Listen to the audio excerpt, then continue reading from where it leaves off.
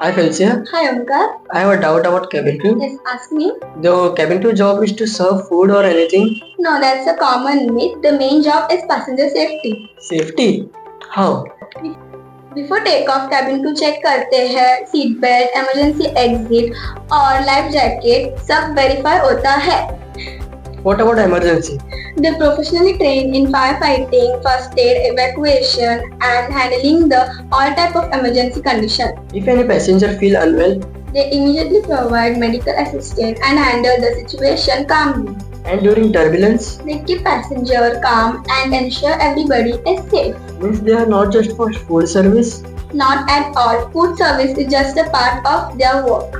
Now I get it. Cabin crew are not for service, they are for safety. Yes. Thank you.